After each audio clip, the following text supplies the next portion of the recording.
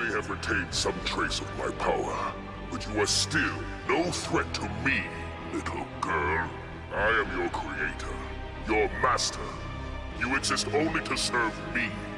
You survive only because I allow it. Lot overprotective here. It's my job to make sure Kubo is safe, and that is not safe. You are not safe.